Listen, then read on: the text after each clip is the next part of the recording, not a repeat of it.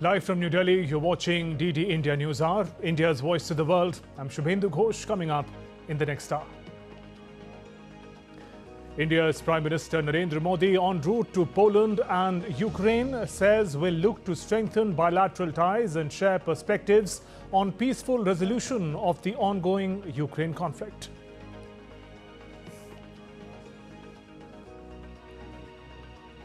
As Russia-Ukraine conflict escalates, Kiev launches its largest ever drone attacks on Moscow.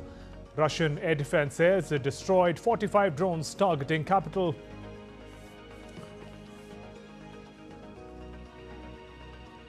On second day of Democratic National Convention in Chicago, former U.S. President Barack Obama endorses Kamala Harris in her White House bid, urges voters to back a new chapter with her. Mpox cases on the rise. Thailand reports first case of more dangerous strain in a tourist. Global public health authorities remain on alert.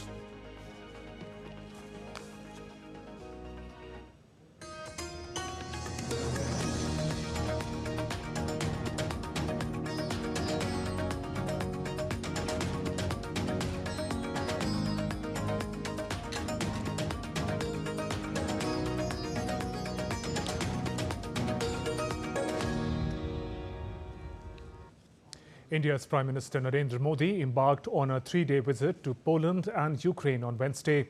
This would be the first by any Indian Prime Minister to Warsaw in 45 years and the first ever to Ukraine. In his departure statement, Prime Minister mentioned that his visit to Poland comes as mark of 70 years of diplomatic relations. Poland is a key economic partner to India in Central Europe. The two sides have mutual commitment to democracy and pluralism. Prime Minister Modi is going to engage with members of the vibrant Indian community diaspora in Poland.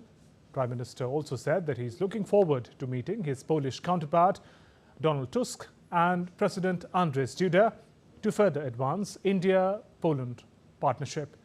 Prime Minister Modi to visit Ukraine at the invitation of President Volodymyr Zelensky. Prime Minister looks forward to strengthening bilateral cooperation and share perspectives on peaceful resolution of the ongoing Ukraine conflict. As a friend and partner, Prime Minister says India hopes for an early return of peace and stability in the region.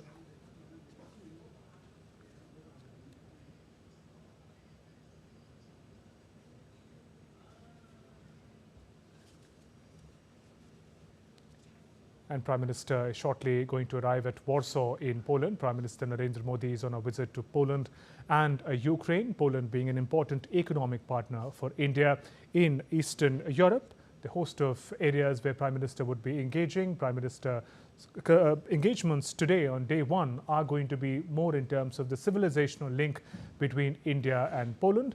Prime Minister would also be engaging with the vibrant Indian diaspora in Poland. Prime Minister has said that his visit to Ukraine is also being made with an expectation of an early resolution of the conflict underway in the region. India, as a friend to Ukraine, would like the conflict to end soon. DD India correspondent Vishal Beresto joins us live from Warsaw, Poland in just a bit. Vishal would be joining us from the capital of Poland, Warsaw. He's here. Vishal, put in perspective the significance of Prime Minister Modi's visit to Poland.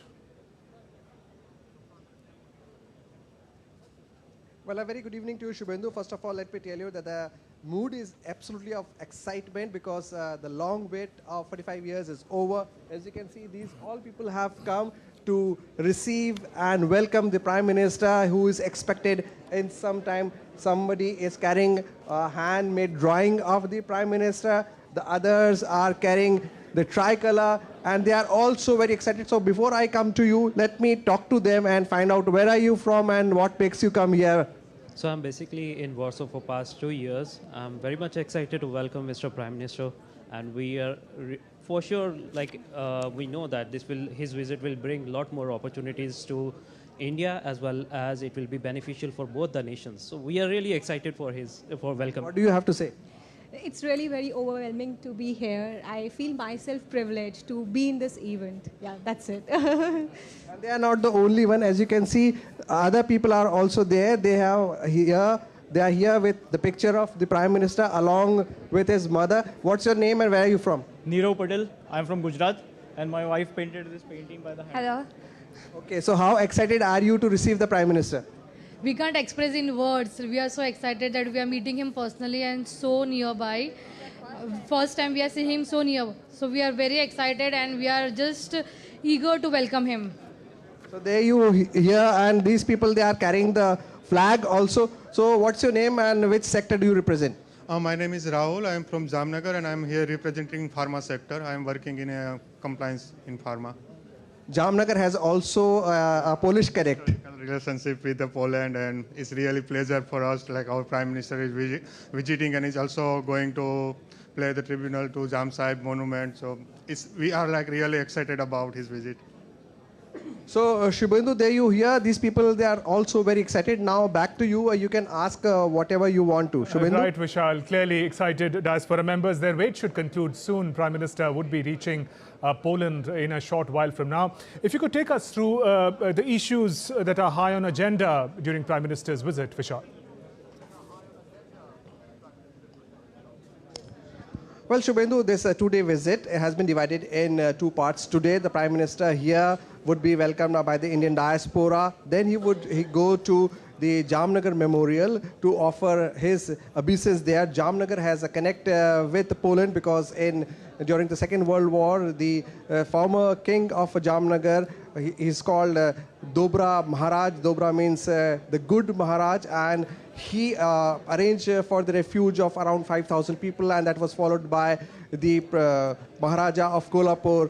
And Valivadia was the place where the Polish refugees were kept. So these two memorials, the Prime Minister would be visiting and offering his respects. And in the evening, he would be having an interaction with the Indian diaspora. He would be addressing the Indian diaspora. So that is for the day today.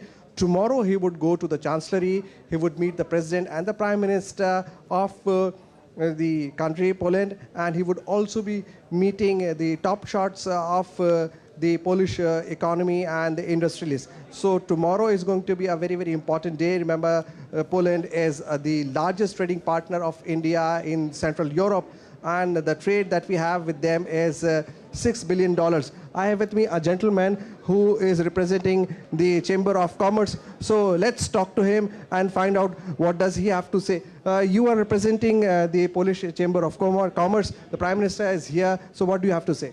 Well, I think, this visit will improve the economic relations also, not only people to people. So we are looking forwards after 45 years.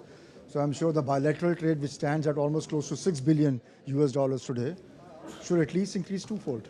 What are the areas that you would like to improve upon as we are expecting the Prime Minister here? Well, first of all, the legacy industry areas like pharmaceutical, food processing are there, mining. But I think the new areas which are upcoming right now are in the field of AI in general. Artificial intelligence. Gaming industry. So I think these are the two things where the India and Poland can cooperate, because both countries have skills. And Poland is number one if it's come to the game production. CD Projekt, Polish company, is doing a good job. And we have a lot in India also who can cooperate. Let me tell you that Prime Minister, interestingly, during his address to the nation from the ramparts of the Red Fort, he mentioned about India's, India can do so very well in the gaming industry. So when we talk about the skills of Indian entrepreneurs in the gaming industry, how can they and Polish people can both work together? Well, like I said earlier, both the countries have good IT sector, education system and everything. And I'm sure these can join hands to create the industry more further. Jointly they can produce games and all that. Plus, like you mentioned also, Skill India. So we have a lot of startups here in Poland also. So I think Skill India startup and startups from here also can cooperate. So there are few fields where I think the things will come up more after this visit, because I've been talking with the Polish counterpart also from the Ministry of Economy. So these things are on the agenda. So let's see what is the outcome. So there you heard Shubhendu, there's a lot of excitement, there's a lot of expectation, and why not, because India and Poland, they are also celebrating 70 years of diplomatic relations. Absolutely, much to look forward to a Prime Minister's visit to Poland and thereafter Ukraine. Vishal, thank you for joining us with those updates.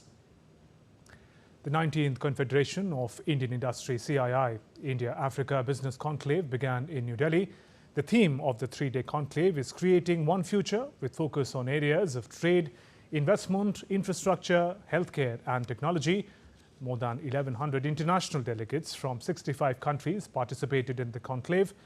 The business event witnessed a powerful collaboration between India and Africa. Addressing the inaugural session of the business conclave, Vice President Jagdeep Dhankar called on all countries in the world to collectively focus on combating climate change. He also spoke about the inclusion of African Union as a permanent member of G20. India and Africa forge crucial global partnerships to address complex challenges. India's rise and inclusive multilateralism drive progress for the global south. Excellencies, the inclusion of the African Union as a permanent member of G20 alongside European Union, which was already there during our presidency in 2023, is a matter of great pride and a very significant geopolitical development. India's Minister of Commerce and Industry, Piyush Goyal, said that it is important to ensure that growth of e-commerce is citizen-centric in the country. The minister attended the launch of a report on net impact of e-commerce on employment and consumer welfare in India of Pahel India Foundation as chief guest in New Delhi on Wednesday. During the event, the minister also emphasized the growth of e-commerce must democratize the distribution of benefits amongst the larger section of society. Prime Minister Modi has congratulated India's Central Bank Governor Shaktikant Das on receiving the top rating in the Global Finance Central Banker Report Cards 2024. Responding to a post on X, Reserve Bank of India, Prime Minister Narendra Modi said, "Congratulations to RBI Governor Shaktikant Das for this feat, and that too for the second time. This is a recognition of his leadership at the RBI and his work towards ensuring economic growth and stability." In an exclusive conversation with DD India, ISRO Chairman Dr. S. Somanath shared progress on India's ambitious human space mission, Gaganyaan. He confirmed that the first test flight of India's human-rated Gaganyaan rocket is set for December this year. Last about 4 or 5 years, we have been working on this program for building a rocket which will be human-rated, building the craft that is called the Gaganyaan craft, the crew module, and the associated complex systems of crew escape system and the intelligence in the rocket which are required to carry out this mission. I can tell you that we have reached the threshold of completing the rocket ready. The rocket is already completed the human rating and is at Satish Dhawan Space Center for ready for launch. The crew module and the rest of the elements are new developments. Of course, this has gone through certain development process. We did some missions in the recent times showcasing how the crew escape can really happen. The flight item is now finally undergoing the integration, and still there are some milestones to cross, like the development of crew. For example, environmental control support system is under development and many such smaller elements. So the first mission we are undertaking without crew inside, but with a robot which will be replicating the human flight scenarios and do the measurements. Vyomitra, of course. Humanoid, yes. So the crew module, the crew escape system and other elements will come to launch complex by next 2 months or so, and we will be ready for the first mission, the unmanned mission, uncrewed mission to space by December this year. In talking about India's first National Space Day on August 23rd, ISRO chief said, "Today, India's space story is about both milestone achievements like Chandrayaan-3, as well as becoming relevant in everyday life of people." Being the first National Space Day have its prominence so that it has to get embedded into the minds of the people that we are going to this. So that's why it is important. See, we have all the time telling that we are touching the lives of the people. And when we do so, the reason for going to moon has always been questioned. And the connection between these two are very, very evident today, because it is inspiring people, it is inspiring youngsters, it's also bringing in new talents and technology into the domain of the space. So traditionally we have been working with people, serving the humanity, like in disaster management, natural resource mapping, communication. Now today we are into the space, looking at moon and Mars and beyond the universe. Yes. India is set to celebrate its first National Space Day. Addressing the media on Wednesday, India's Minister Jitendra Singh said on 23rd August last year, India made history by landing one of its mission and becoming the first in the world to have landed on the south pole of the moon with Chandrayaan-3. It is not only a day of celebration, but also a day of reflection, retrospection, and a roadmap for charting its way to the future. This significantly happens to be the first National Space Day being observed by us, and therefore we wish to do it in a manner that is befitting of the occasion. And I would rather say that it's not only a day of celebration, it's also a day of reflection and retrospection, and also of a roadmap charting for the future. So we have also tried to formulate the program accordingly, given it an academic outlook with a futuristic vision. And still to come on DD India News Hour. Taliban bars UN Human Rights Special Rapporteur Bennett from entering Afghanistan.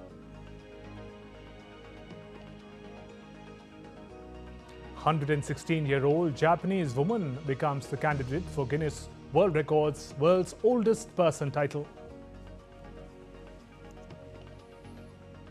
President of Bangladesh Cricket Board Nazmul Hasan Papon steps down from his post following emergency meeting with directors.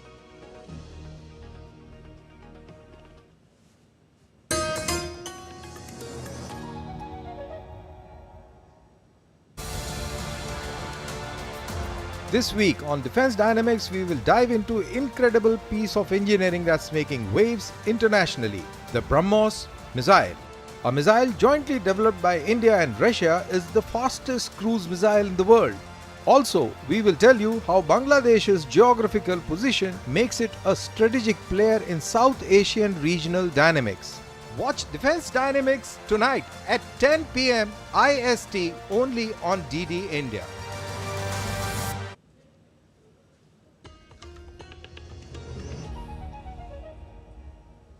You're watching DD India News Hour. I'm Shubhendu Ghosh. Let's talk about the Russia-Ukraine conflict. Ukraine launched one of the largest ever drone attacks on Moscow on Tuesday. The attack comes as Russia, while advancing in eastern Ukraine, struggles to push Ukrainian forces out of its Kursk region. As part of Kursk governor, one person was killed, two wounded during the attack. The Russian air defense said its units destroyed 45 drones targeting the capital. 11 of the drones were destroyed over the Moscow region, 23 over the border of Bryansk region, 6 over Belgorod, 3 over the Kaluga region, and 2 over the Kursk region. So far, no damage or casualties have been reported. Meanwhile, Ukraine's military said it struck an S-300 anti-aircraft missile system based in Russia's southern Rostov region overnight, as it has been used to attack civilian infrastructure in Ukraine. Meanwhile, Russian Defense Minister Andrei Belasov announced on Tuesday that Russia has established 3 troop groups in the border region amid the Ukrainian offensive. The groups are named after the regions of Belgorod, Bryansk, and Kursk. The troop groups will be responsible for defending Russian residents and territory against attacks by drones and other means. Russia has also set up a special working team to collect, analyze, and forward information from various regions and supervise their resolution. Deputy head of Russia's Security Council, Dmitry Medvedev, said on Wednesday that a result of Ukraine's incursion into Russia's Kursk region will be that there will be no talks between Moscow and Kiev until Ukraine is completely defeated. Meanwhile, Russian President Vladimir Putin made a surprise visit to the North Caucasus Republic amid Ukraine's cross-border incursion. This is the first trip in 13 years. Putin and Chechen leader Ramzan Kadyrov inspected Chechen troops and volunteers. On Tuesday, Kadyrov, a key Kremlin ally, has often described himself as Putin's foot soldier. The surprise visit comes as Moscow fights to push Ukrainian forces out of its Kursk region 2 weeks after they crossed the border in the largest invasion of Russia since World War II.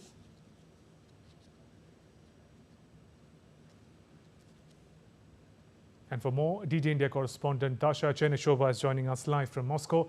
Dasha, what is the significance of President Putin's visit to Chechnya amidst the ongoing conflict with Ukraine?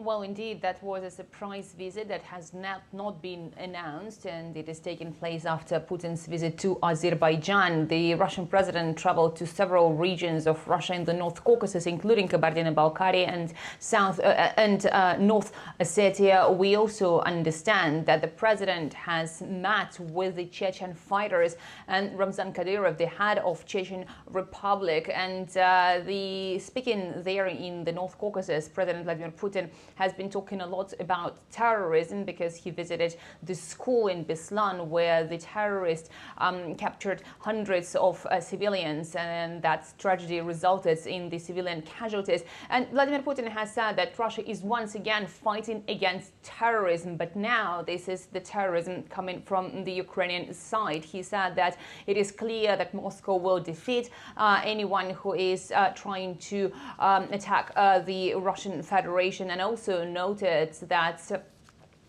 the fight against terrorism will continue. Once again, the military analysts here have stressed that the very fact that President Vladimir Putin has embarked on the trip first to Azerbaijan and then to the North Caucasus republics of Russia is demonstrating that the situation in the Kursk region is under control. According to those military analysts, it is another proof that President Vladimir Putin can actually take the luxury of not cancelling those trips in his calendar and embark on those visits. But also it is important to keep in mind that the Chechen Republic has been very supportive of President Vladimir Putin, and the fighters from the Chechen Republic are very much involved into the fighting in Ukraine. So it is an important visit, both domestically, sending the message to the domestic audience as well as internationally. Could you tell us a little more about the Russian military strategy seeking to tackle Ukrainian offensive by positioning troop groups in the border regions? Well, so far we understand the main goal of the Russian military is to squeeze the Ukrainian troops out from the Kursk region, and for this we have seen the beefing up of the Russian presence in those border areas. The Russian Ministry of Defense has created 3 new groupings of troops that are responsible for the defense of those 3 border regions. So this is the Bryansk group, the Kursk group, as well as the Belgorod group of troops that is going to defend those regions. It is also important to facilitate the smooth cooperation between the regional authorities in those border territories and the MOD. Meanwhile, we are hearing from the Russian MOD that they are taking more ground and more villages under their control on the Donbas direction in the Donetsk People's Republic. Yet another settlement of Zhelanya has come under the Russian control, and this is in line with the Russian strategy of demilitarizing Ukraine. Dasha, thank you for joining us with those updates. Heads of Russian and Chinese governments held talks on Monday in Moscow focused on boosting trade and economic cooperation. Russian Prime Minister Mikhail Mishustin told visiting Chinese counterpart Li Qiang that both countries create comfortable conditions for commercial companies. Li said that China is committed to move forward together with Russia when both countries face complicated and changeable international situation. Li's visit to Moscow comes at the moment when Russian and Chinese businesses are struggling to bypass sanctions imposed on Russia by United States, EU and other countries over the special military operation in Ukraine. Moving on the second night of the Democratic National Convention, DNC, in Chicago, Vice President Kamala Harris and Minnesota Governor Tim Walz were confirmed as the nominees for the U.S. presidential polls. Former U.S. President Barack Obama and former First Lady Michelle Obama delivered back-to-back impassioned speech endorsing Harris. They urged voters to back a new chapter with her, saying that America is ready for a new chapter. Kamala Harris is ready for the job. We have a chance to elect someone who has spent her entire life trying to give people the same chances America gave her. Someone who sees you and hears you and will get up every single day and fight for you. The next president of the United States of America Kamala Harris. Kamala Harris is more than ready for this moment. She is one of the most qualified people ever to seek the office of the presidency. And she is one of the most dignified. A tribute to her mother, to my mother, and to your mother too. Kamala Harris's husband Douglas Emhoff praised his wife for joy and empathy during his speech at the DNC. The second gentleman described his wife as joyful warrior, while also highlighting her background as a tough prosecutor.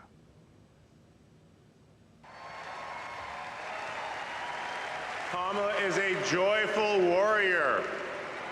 It's doing for her country what she has always done for the people that she loves. Her passion will benefit all of us when she's our president. And here's the thing about joyful warriors. They're still warriors. And Kamala is as tough as it comes. Just ask the criminals, the global gangsters, and the witnesses before the Senate Judiciary Committee. She never runs from a fight. And she knows the best way to deal with a coward is to take him head on. Because we all know cowards are weak, and Kamala Harris can smell weakness. DD India correspondent Kate Fisher has sent us this report from Washington, D.C.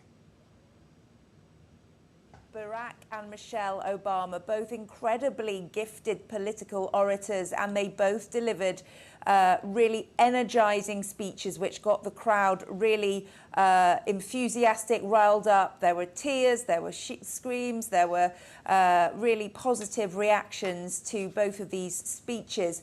They both talked about a renewal of hope.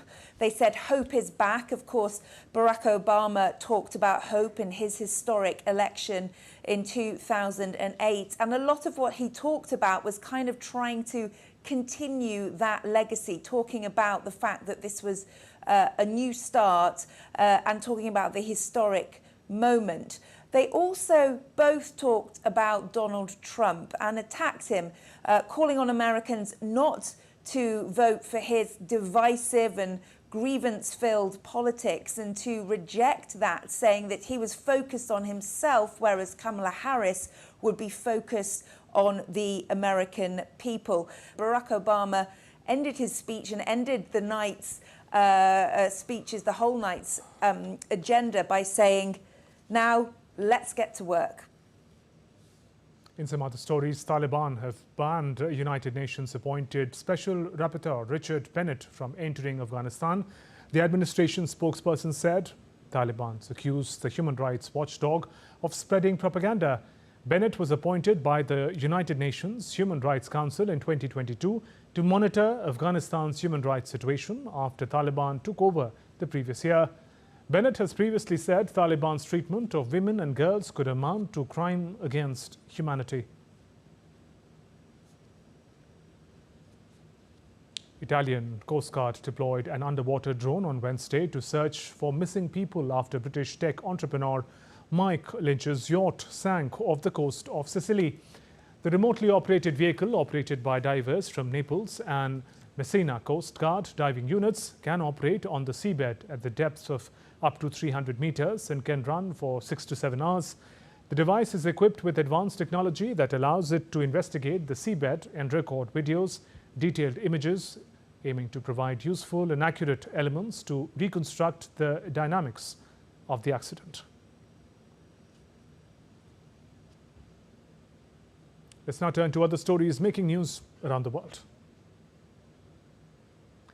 A 116-year-old Japanese woman is to be named the world's oldest person by Guinness World Records after the death of a 117-year-old Spanish woman mountaineer. Tomiko Ituka is the oldest person alive, born on May 23, 1908. She had been climbing Mount Ontek in her 70s. At 100, she was able to climb the stone steps of Ashiya Shrine without a cane. But after entering nursing home in 2019, she began requiring a wheelchair to get around. The United Nations World Food Programme distributed cash to 371 Afghan families on Wednesday in Kabul. Approximately $50 was distributed to families suffering from economic crisis. The cash distribution program aims to reduce poverty in the country. In the backdrop of Bangladesh's changing political landscape, President of Bangladesh Cricket Board, Nazmul Hasan Papon, stepped down from his post on Wednesday following an emergency meeting with directors at the Ministry of Youth and Sports in Dhaka. His resignation comes ahead of schedule as the current board was set to finish its term in October 2025. Still to come on DD India News Hour. Jewels stolen during a brazen 2019 heist back on display in Germany.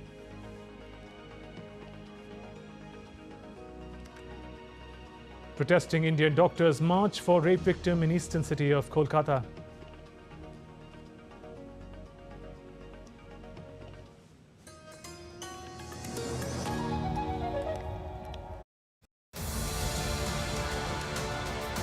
This week on Defense Dynamics, we will dive into incredible piece of engineering that's making waves internationally, the BrahMos missile.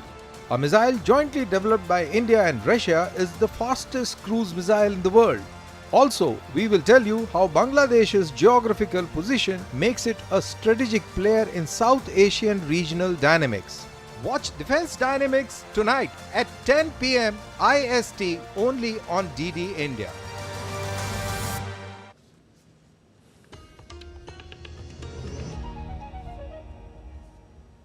Welcome back. You're watching DD India News Hour. I'm Shubhendu Ghosh. It was described as the most spectacular jewel heist in German history. In November 2019, thieves smashed a display at Dresden's Green Vault and escaped with some 4,300 diamonds and other precious stones from 21 jewelry items. Most of the items have been recovered and for the first time are being shown again at the museum in Dresden. Joining us with more details from Berlin is DW correspondent Thomas Sparrow. Thomas, who was behind this heist? What are the authorities saying? This was a heist that shocked not only Germany, but was also covered extensively internationally at the time. I covered it myself as well. And that has to do not only with the fact that these thieves actually entered the vault, smashed the security windows, took those 21 items with around 4,000 diamonds, but it also has to do with the value of the items that were actually taken. Back then it was said that they were around 100 million euros worth, but experts stressed that that was just a figure and that the actual value of the items from a cultural perspective, from a historical perspective, was very difficult to calculate. These are items that date back centuries to the time of Augustus the Strong. And as such, this created shockwaves here in the country. A big group of authorities gathered together to try and find out exactly what happened. In fact, it has been said that the file that authorities have put together in the last 5 years is over 37,000 pages long.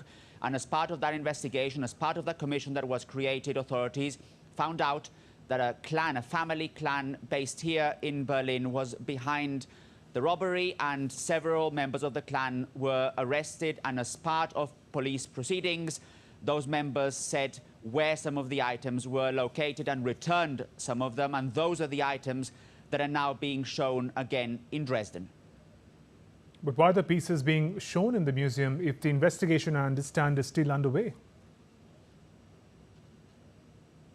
Essentially, this has to do with the fact that there is a public interest in showing again those pieces, in making sure that the Green Vault, that Dresden Museum, can actually show once again those items that are of very important historical and cultural relevance. It's relevant to stress that these pieces are now being shown in exactly the same way as they were when they were found, when they were recovered. In other words, some of them have bits and pieces that are missing, or a little bit here and there that is broken. And this has to do essentially with this ongoing investigation. Authorities have also stressed that if they need some of the pieces to find out more about what happened, that they would take them away from the Green Vault. Again, in other words, it's about showing that the work done by authorities in the last few years, this big file of 37,000 pages, actually was something successful, and that's the reason why they were shown. However, some important elements are still missing. In fact, one of the most important diamonds is still missing, and this is one of the most important elements, one of the most important challenges that authorities still have when it comes to the Green Vault case. Thomas, as you say, some of the pieces are still missing. Are there any clues to what might have happened to them? At least not publicly. It may be the case that as part of this very big file and the commission that was created, authorities are following certain clues. It may also be possible that they are trying to gather more information from the Berlin clan that was behind the robbery. But there are two elements that are particularly important when it comes to this challenge. One, authorities still don't know where the items were hidden after they were taken. And second, they are still looking for some of the most relevant ones, including a very important diamond of historical cultural relevance for Dresden. And that's essentially why authorities decided to follow this double path. On the one hand, showing again the pieces that were recovered. On the other hand, still continuing with an investigation after a heist that really shocked Germany and created also international attention. Thomas Sparrow, DW correspondent from Berlin. There is a lot of excitement in Warsaw over arrival of Indian Prime Minister Narendra Modi. The Indian diaspora, also with their Polish friends, have made special preparations to welcome Prime Minister. DD India correspondent Vishal Baristo gets us more. This is Warsaw and the Garba is on, and why not? Because they are all preparing for the visit of the Prime Minister. Prime Minister of India is expected in some time here. I am here at a hotel in Warsaw. So let's talk to these youngsters.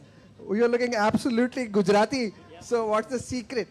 But the secret is we are having a Samarpan dance group, and we are having for a long time, and we are waiting for this moment for a long time, and we are really glad that Modi ji is coming here, and we are performing for them, and it will be super surprise for him. He will be super happy to see this.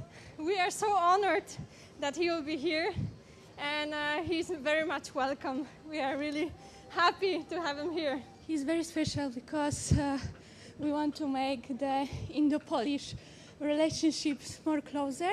There are some Indians here. I will talk to them as well. They are holding tricolors in their hands, and let's talk to them. We have great expectations like Poland-Indian connections, that it can be better.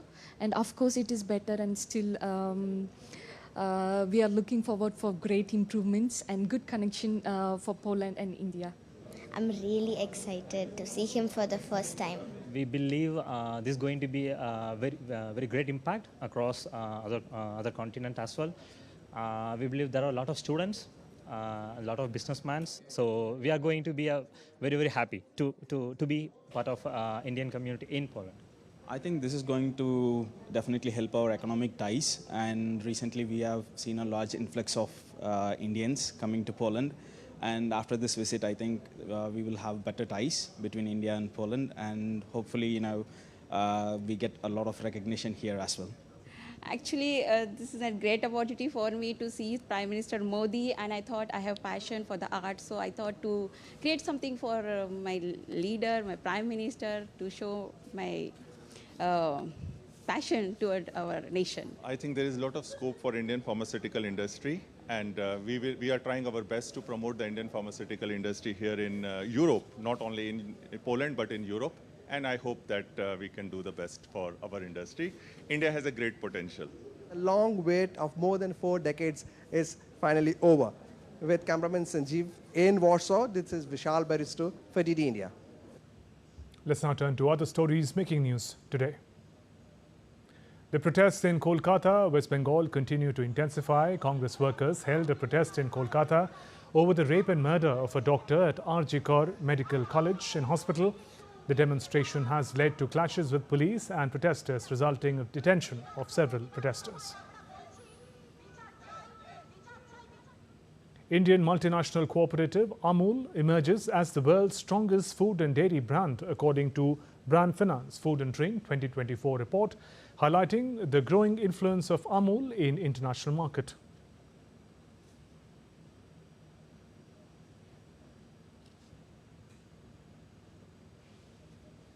And still to come on DT India News Hour. India's double Olympic bronze medalist Manu Bhaker will miss the ISSF World Cup final in New Delhi.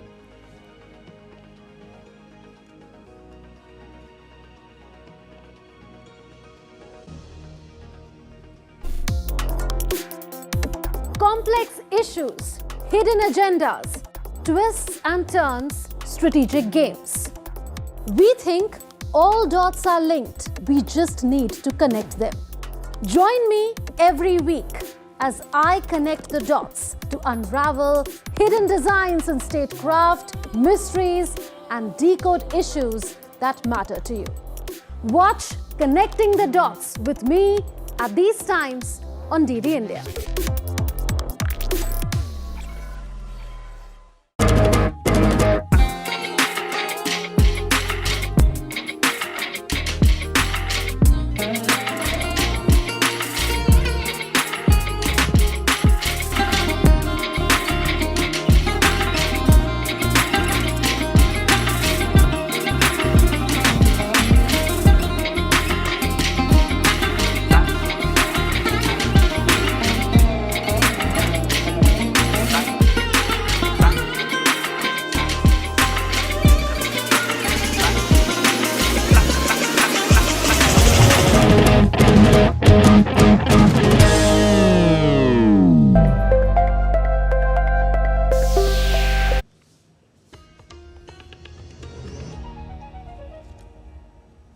Welcome back. You're watching DT India News Hour. I'm Shubhendu Ghosh. Amid the rising cases of Mpox, global public health authorities remain on alert for a new, faster spreading variant of the virus. The Southeast Asian nation, Thailand, has recorded an Mpox case in a European man who arrived from Africa. The test results are awaited to determine the strain. Another Mpox case with mild symptoms of Clade 2 variant has been detected in Philippines. Health officials have been ordered to continuously monitor areas and people vulnerable to the virus. Meanwhile, Argentinian health authorities have quarantined a cargo ship in Parana River after a crew member showed symptoms of Mpox. The ship sailing from Brazil has isolated the infected person from the rest of the crew on board, and all emergency protocols have been activated on the ship. According to WHO, till now, approximately 13 countries have reported Mpox cases caused by other strains across Americas this year.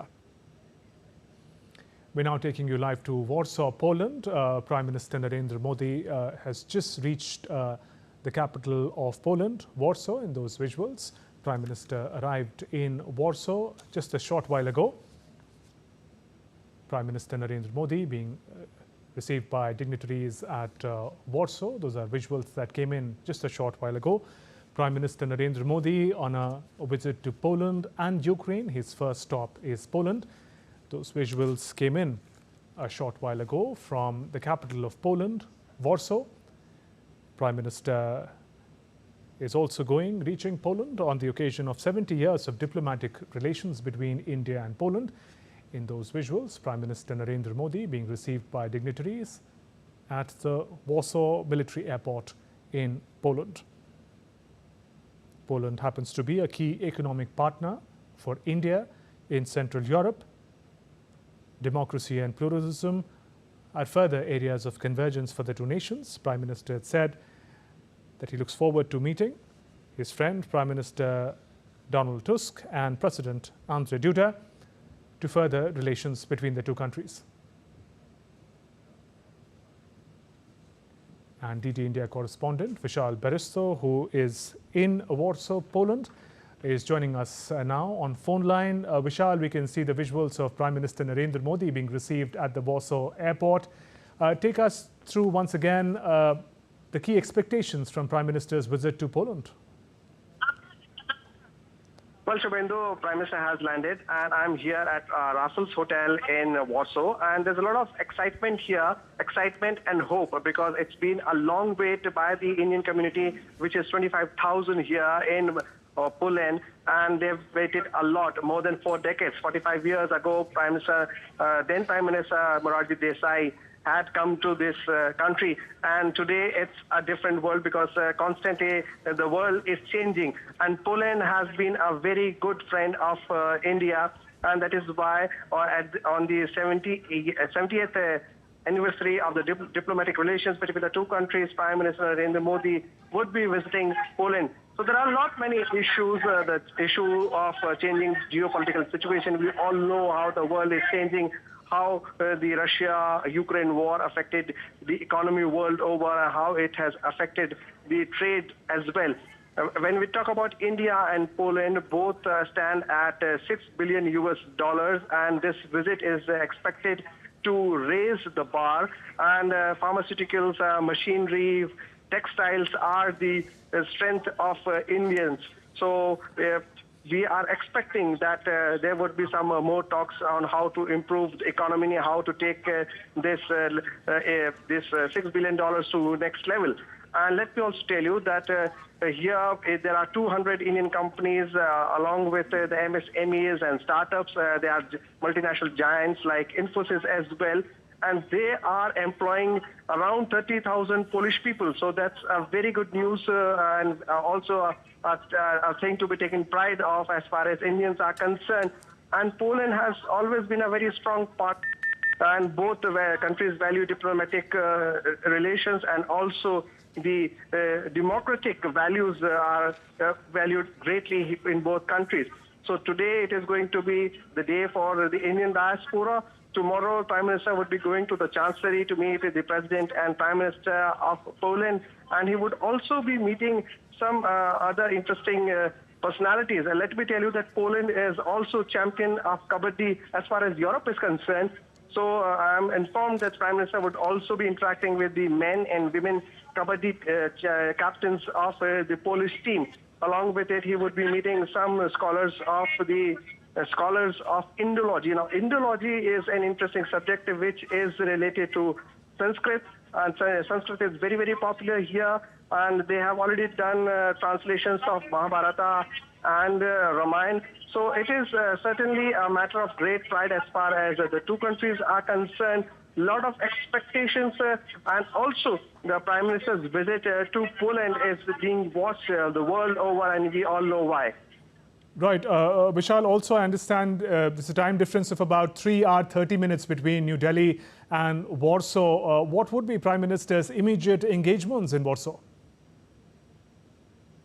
Now, as I informed you, Shubhendu, today is going to be the day of the Indians. So today, the Prime Minister, after reaching the hotel, after being received by the Indian diaspora here at the hotel, he would go to the memorial of Jamnagar. Now, Jamnagar was a principality in British India, in Gujarat, and the king of Jamnagar, he offered refuge, arranged for the refuge of Polish people who were suffering from all kinds of atrocities at the hands of the Soviet Russia and also the Germans. And it was followed by another good gesture by the Principality of Kolhapur. So the two memorials, the Prime Minister would be paying his respects. First, he would go to the memorial of Jamnagar, where he would be greeted by the Polish community. They would be reciting poems. And the other day, I met the granddaughter of the Polish refugee who is no more, but she has good memories. And they all speak very high of the Indian Maharaja, who is also known as Dobra Maharaj. Dobra means a good Maharaj, a good king. And as you can see, as you can hear behind me, the people have already started shouting slogans because they also sense that anytime the Prime Minister would be reaching the hotel, after Jamnagar, he would go to offer his respects at the memorial of Kolhapur. In Kolhapur, there is a place called Balivade, where also a refugee camp was set up, and it is said that that was the largest camp in those days. So that is there at Monte Cassino, and the Prime Minister would be offering his respects there. And then in the evening, he would be interacting and also addressing the Indian diaspora. Now, this is for the day. Right. Vishal, also Prime Minister has called Poland as a key economic partner of India in Central Europe.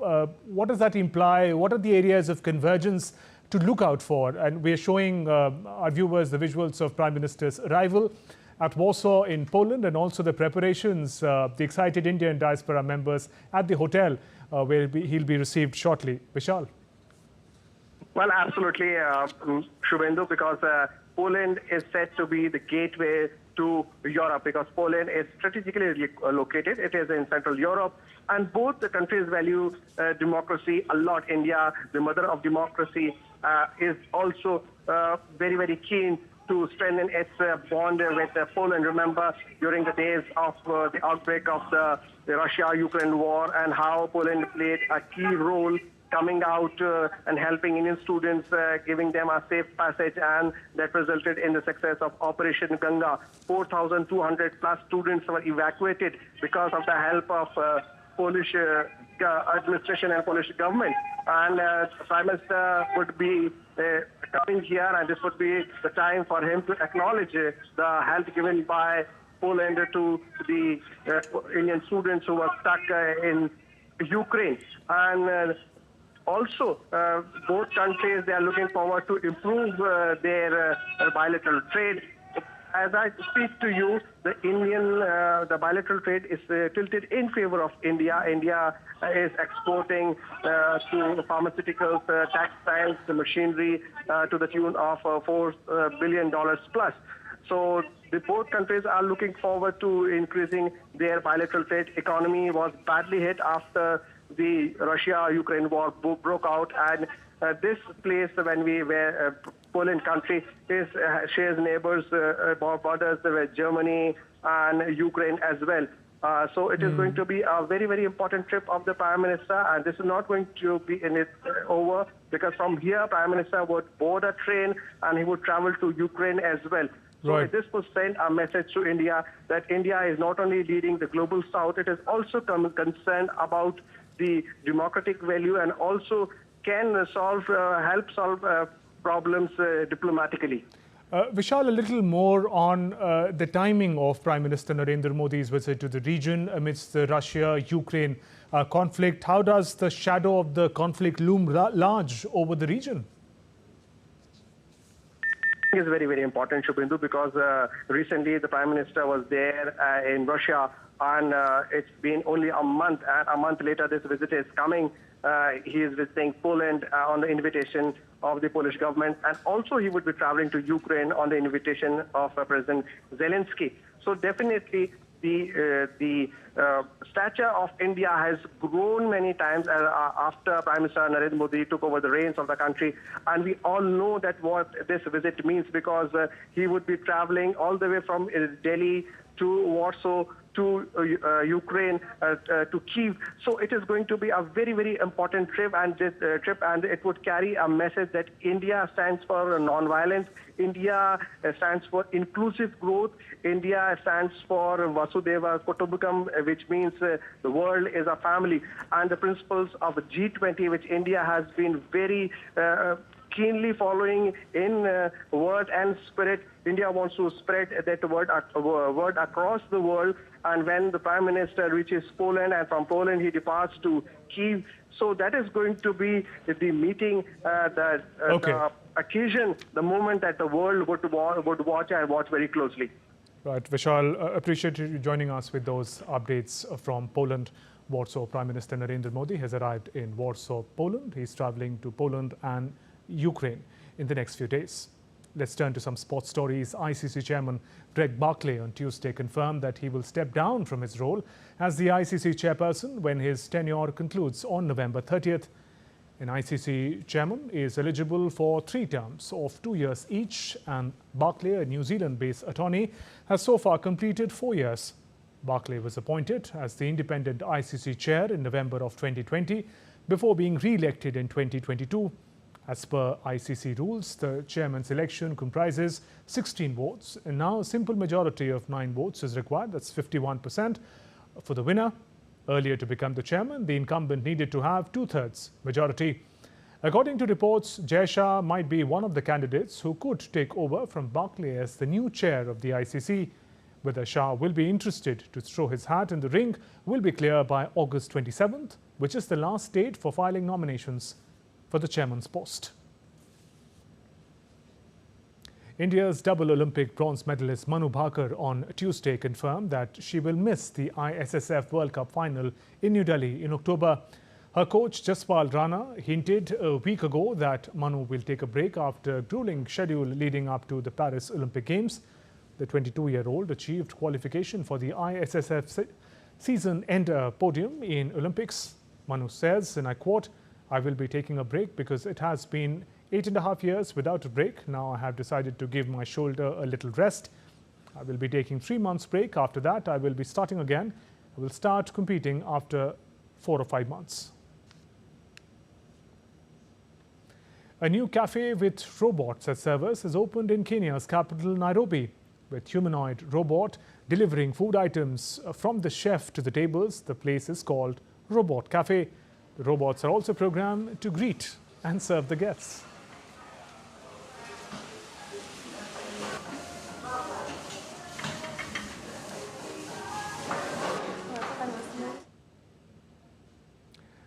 This is the robots though, but that's all in this edition of DD India News Hour. Let us know your thoughts on the news of the day. You can connect with us on Facebook, X and Twitter and Instagram.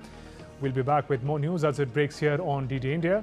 I'm Shubhendu Ghosh from all of us here in Delhi. Thanks for watching DD India News Hour. Namaskar.